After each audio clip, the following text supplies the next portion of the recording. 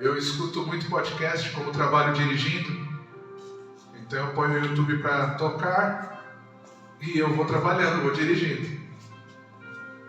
Respondo às vezes o WhatsApp, mas sempre estou ouvindo algumas coisas. E eu estava ouvindo um podcast de um policial cristão. É difícil, né? Um policial cristão. Mas na época de Jesus também tinha polícia. Também tinha soldados, também tinha... E isso dentro do templo. Que mantinham a ordem dentro do templo, controlavam todas as coisas. E ouvindo esse podcast, muita coisa foi falada. E esse policial, que hoje já está aposentado, já está reformado, ele foi polícia da Rota, lá no estado de São Paulo. E quem é do estado de São Paulo sabe que a Rota era conhecida por... Primeiro resolve, depois pergunta quem é. Né? Até porque o Brasil tem que ser mais ou menos dessa forma, não tem muita outra solução, né? Infelizmente o meu Brasil está desse jeito. E ele contou que uma das coisas que aconteceu foi no treinamento, quando ele entrou para a incorporação. E na incorporação, nesse treinamento, foi falado para eles que numa posição de sequestro, o que mais importava era a vida do sequestrado. E que mesmo que o resgate fosse pago, tinha que se prezar pela vida do sequestrado. E aí a pessoa que estava entrevistando ele pegou e falou assim: tá, mas você já teve algum caso que não tinha, a família não tinha dinheiro, não tinha como pagar o resgate, e vocês tiveram que fazer algo de diferente? E aí ele falou assim: teve um caso. Teve um caso no qual meu coronel, uma criança autista estava sequestrada. E essa criança gritava e chorava. Porque eram pessoas desconhecidas para a criança. E a família não tinha bens. Eles tinham entrado dentro de um banco para roubar e pegaram a criança no ato de sequestro. E ele contou que esse coronel, de imediato, falou para os policiais: vocês fiquem aqui, eu vou resolver.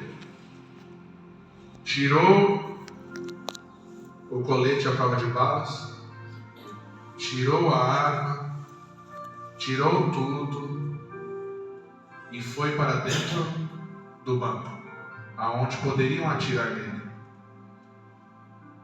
E os soldados, os policiais falaram para ele: não faça isso, não faça isso, nós vamos te dar cobertura, não faça isso. Aí ele falou: a vida importa. A vida daquele garoto importa. E ele foi lá e se ofereceu no lugar daquele garoto, porque era um garoto especial. Então era necessário uma atitude especial.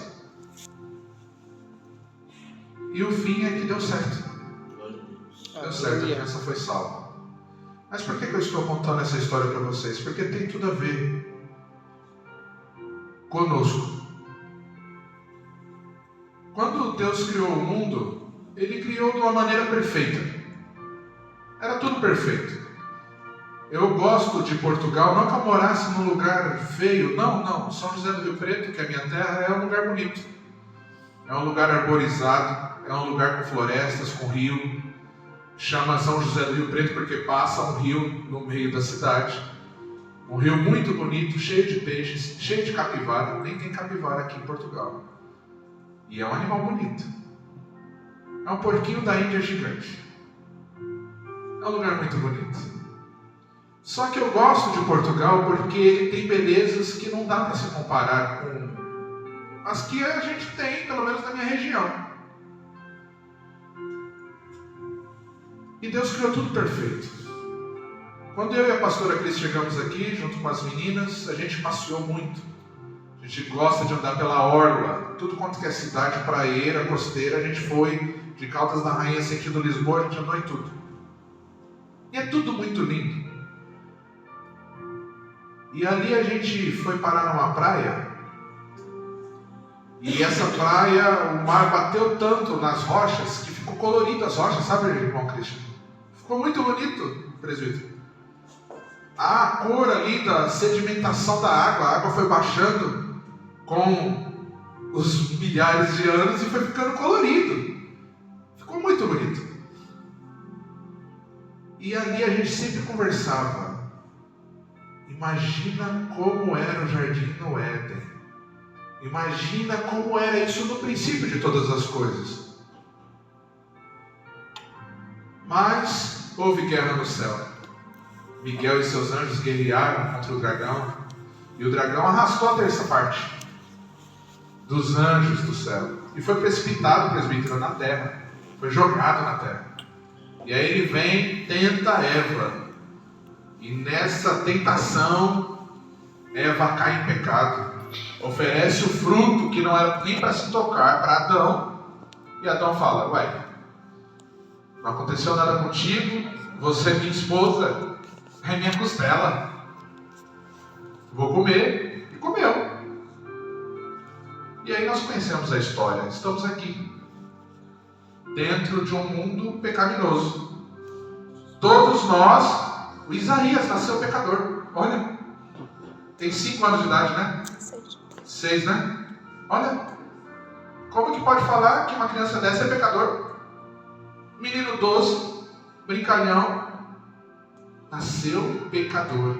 Eu e você nascemos pecadores. E a nossa cédula, a nossa nota promissória, o nosso cheque pré-datado, estava escrito morte. Você consegue pensar nisso? E aí, é uma dívida, irmã Joana, que não tem preço. Porque por mais bondoso que nós tentamos ser, a gente não é. A gente não é. A gente não consegue.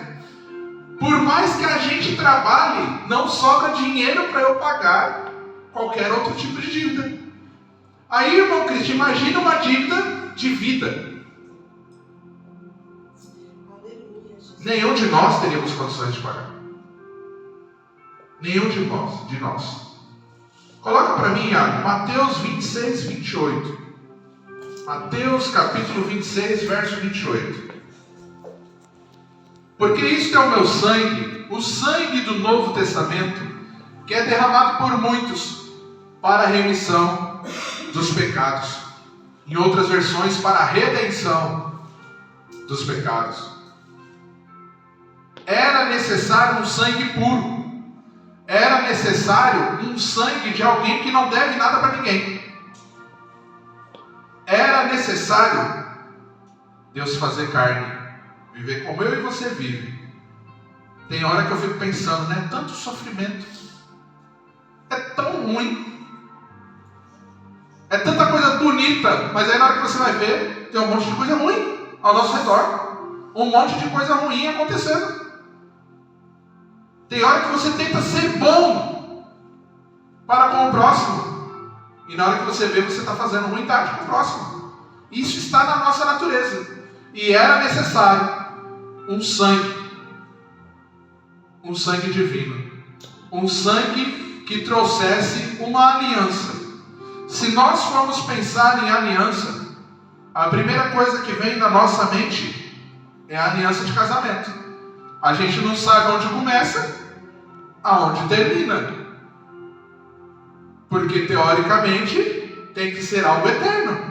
E eu digo teoricamente porque por qualquer coisa hoje em dia está se largando do marido e da mulher. Por qualquer coisa. Tem hora que se lutasse um pouquinho mais, continuava casado. Mas hoje parece que se banalizou o casamento, então a aliança se quebra por qualquer coisa. A primeira vez que Deus faz aliança com o ser humano após a queda é lá na Arca de Noé, no dilúvio. Termina o dilúvio, a primeira coisa que se vê, um arco-íris. E é Deus falando ali para mim e para você. Essa semana eu vi 2 vezes o arco-íris e eu falei assim, tá bom, Deus, eu já entendi, Senhor. Eu estou reclamando demais, mas já entendi que lá no passado o Senhor já tinha feito uma aliança. Então eu já entendi que sua aliança é eterna. E aqui, nesse texto, nós estamos falando de uma aliança que é eterna. É eterna porque quando nós chegarmos no céu e formos ter com Jesus, nós veremos a marca. A marca que Ele derramou o sangue. E foi nos méritos desse sangue, Bruno, que eu e você podemos ser salvos. Aleluia. É só nos méritos do sangue de Jesus. O que é redenção, pastor? Redenção é o ato soberano de Deus, através de Cristo Jesus, que paga aquela nota promissória que eu e você deve e não consegue pagar. É o coronel lá da polícia, que não tem nada a ver com aquela criança, falando, libera ele, pega eu aqui. Lá na cruz, Jesus olhou para mim, Jesus olhou para você e falou para o diabo, libera ele, eu estou pagando o preço. Libera ela, eu estou pagando o preço. O problema é que nós queremos Jesus só até essa parte, só até o ato redentivo. Aí a gente quer viver do jeito que quer viver. E não funciona bem assim. A palavra redenção vem de redimir, redimir vem de resgatar, restaurar. Restaurar o que estava quebrado. Quando eu e você aceita Jesus Cristo como Salvador, nós estamos permitindo Deus restaurar o que está quebrado. Como que está a sua vida com Deus? Porque assim, todo primeiro domingo do mês, e é chato o que eu vou dizer. Está gravado, né? Parece que a ceia virou beber água, uma coisa comum.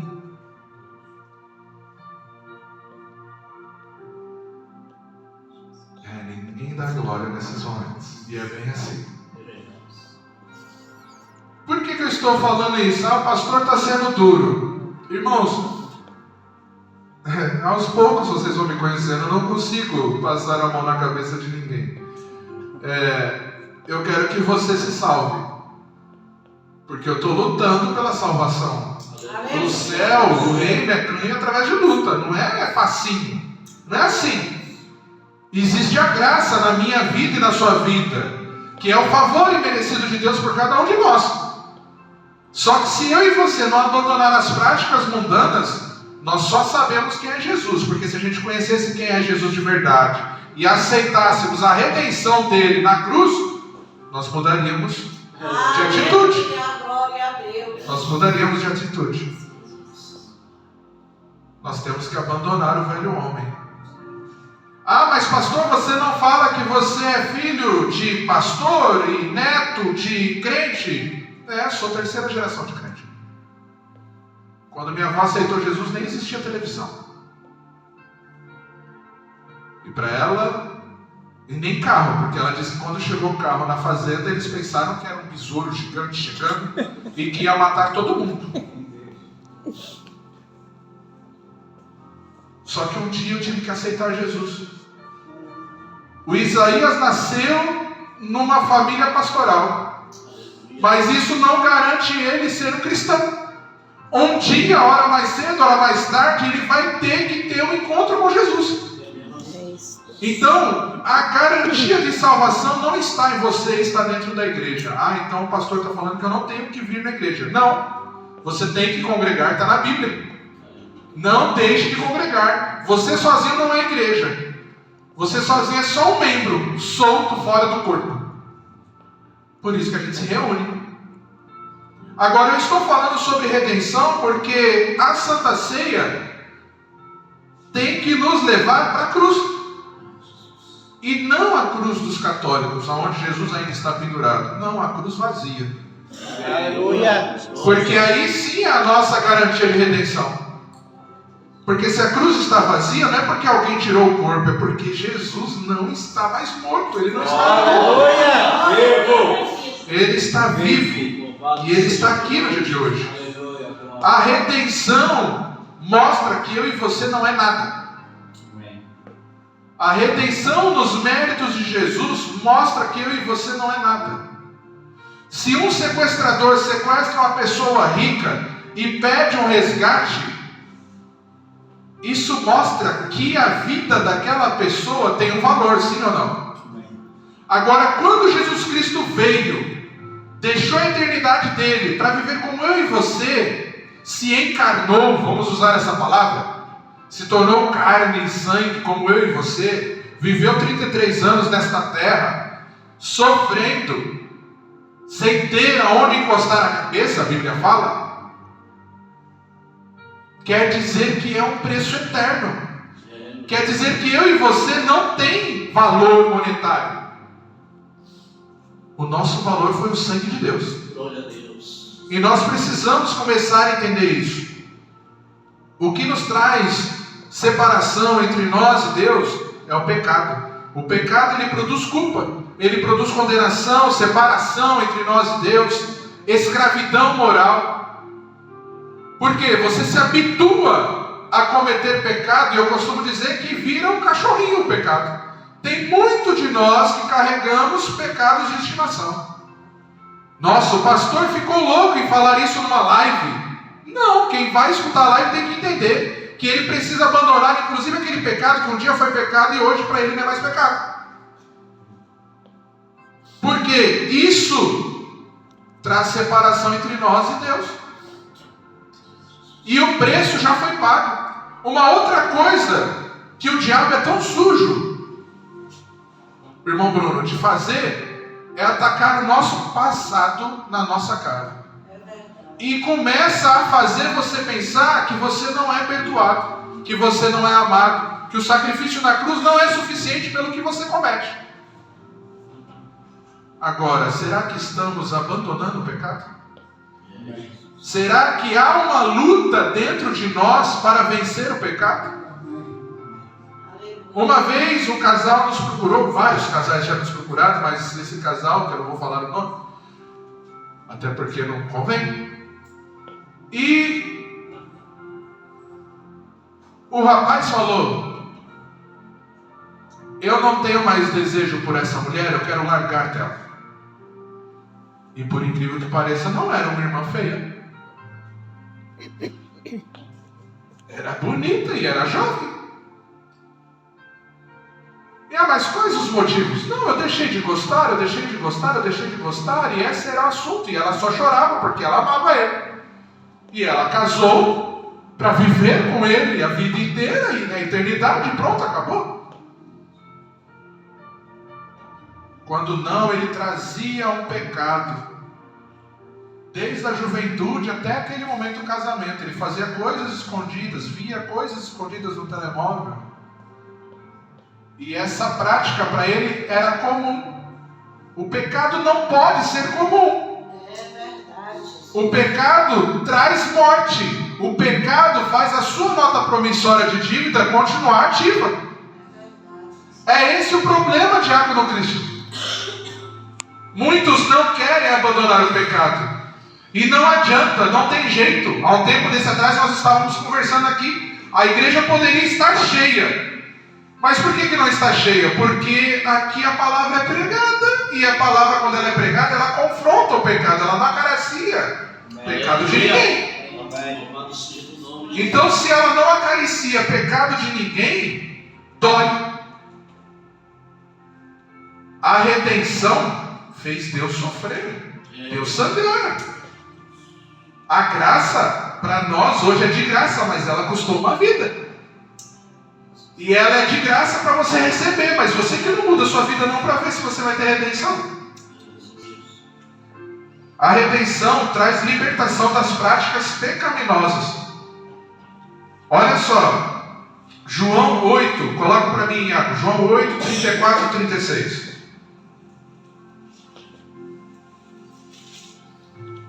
Jesus respondeu: em verdade lhes digo que todo que comete pecado é escravo do pecado. Continue.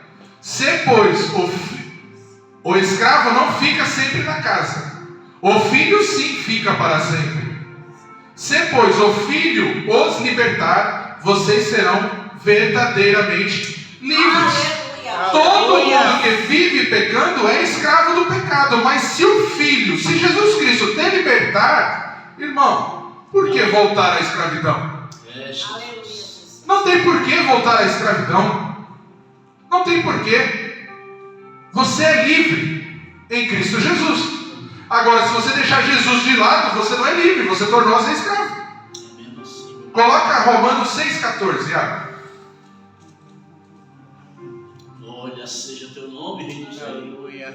Porque o pecado não terá domínio sobre vocês, pois vocês não estão debaixo da lei, mas sim da graça. Aleluia. A graça de Jesus nos salvou. Obrigado. Nós não somos mais culpados do pecado, nós já fomos libertos do pecado. Obrigado, Jesus. O que nós temos que fazer é simples e puramente, irmãos, grudar nas mãos de Jesus e falar: não solta a minha mão, não larga não. Aleluia.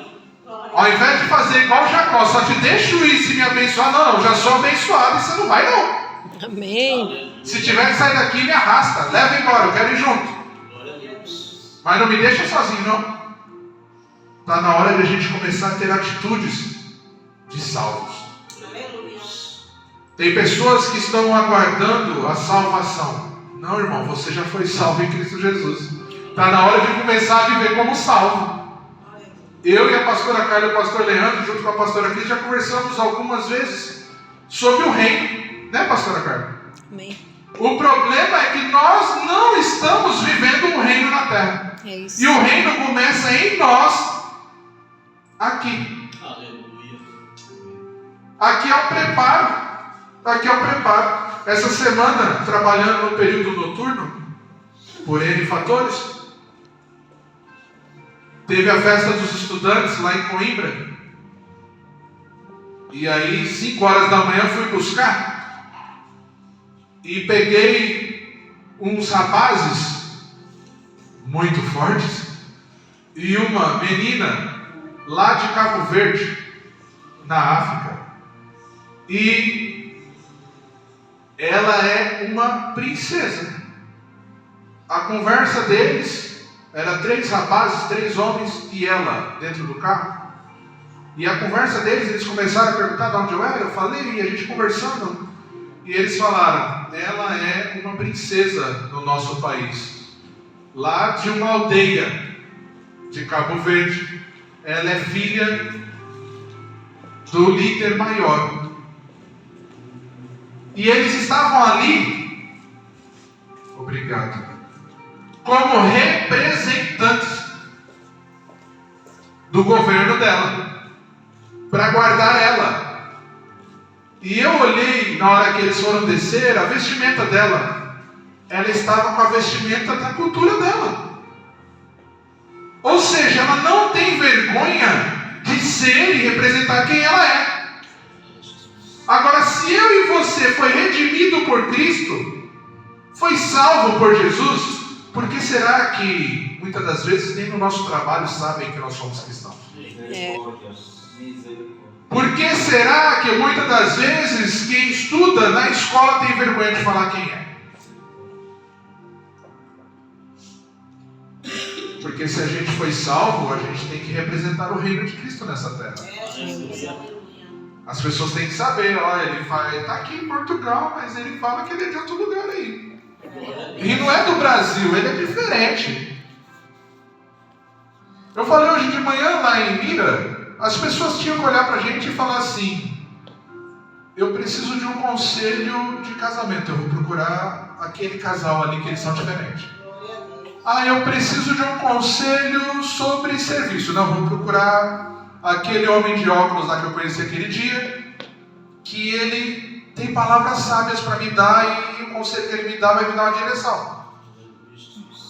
Agora, por que será que nós não somos procurados pelos nossos vizinhos? Por que será que as pessoas que estão ao nosso redor não nos procuram? Será que quando a gente sai de dentro da igreja ali fora, nós tiramos a capa da redenção? Esse culto é para você pensar. Glória a Deus. Porque se nós queremos ser salvos, São João 14,6 fala: eu sou o caminho, a verdade e a vida. Ninguém vê ao Pai senão por mim. Quer dizer que eu e você só chegará ao céu, só chegará à eternidade, se a gente trilhar o caminho, e o caminho é Jesus. Aleluia. Jesus tem que estar em nós e dentro de nós, e nós temos que viver Jesus aqui nessa Glória a terra. Deus. Você consegue entender isso? Aleluia. E outra coisa, santificação. Se nós fomos redimidos, nós temos que ser santos. E ser santo é um processo, porque quando a gente lê na Bíblia a palavra santo, quer dizer que nós somos separados.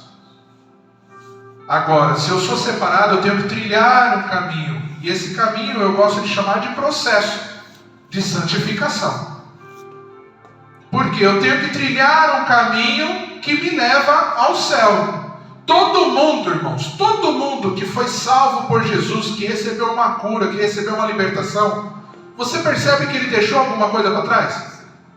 O paralítico, os 4 amigos vão, pegam a cama dele e abrem o telhado, desce ele. Você conhece a história. No fim da história, ele sai em pé e Jesus fala para ele: ó, pega a sua cama e leva embora. Mas ele já tinha casa, já tinha cama na casa dele, em algum lugar ele teve que deixar a cama. O cego Bartimeu clama a Jesus. E quando Jesus fala: traz lá aquele homem que está me chamando, ele deixou a capa para trás. A mulher que tocou nas vestes de Jesus, que estava 12 anos enferma, ela teve que deixar a vergonha, ela teve que deixar tudo que era ruim para trás, para ir até Jesus. Você consegue entender que todos tiveram que deixar alguma coisa para trás? Aleluia, Jesus, glória a Deus. Pedro deixou a família, porque a gente sabe que ele era casado, porque Jesus curou a sogra dele.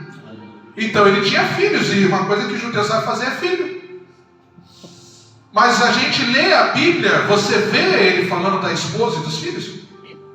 Você vê ele sendo perseguido. Você vê ele viajando e pregando. Você vê ele cuidando de igreja. É ou não é fato? Ele teve que em algum momento se separar da família, porque viver o Evangelho também é isso.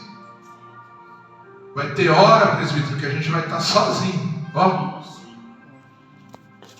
Mas nós somos chamados para ser sacerdotes, então a gente tem que ir. Você tem representado o reino de Jesus? Ou você tem vivido o reino de Jesus só dentro da igreja? Eu quero encerrar lendo Gálatas capítulo 2, verso 20. Eu gosto desse texto. Gosto muito, muito, muito. Eu acho que Paulo aqui, ele estava falando, era dele próprio mesmo, com todas as forças que ele tinha naquele momento. Logo, já não sou eu quem vive, mas Cristo vive em mim. E esse viver que agora tenho na carne, vivo pela fé no Filho de Deus, que me amou e se entregou por mim. Paulo estava falando: olha, eu estou vivendo nessa vida, eu estou andando nesse mundo, eu estou abrindo igreja, eu estou pregando, eu estou sendo perseguido, eu já passei por naufrágio, serpente já me picou, eu já fui açoitado, já fui dado como morto. Mas eu fui crucificado com Cristo, então eu não vivo mais, é Ele que vive em mim. Aleluia. Então não há glória nessa terra, porque a glória é toda dele. Glória a Deus. E Ele me amou, e Ele se entregou por mim. Nós vamos cear, irmãos. Eu gostaria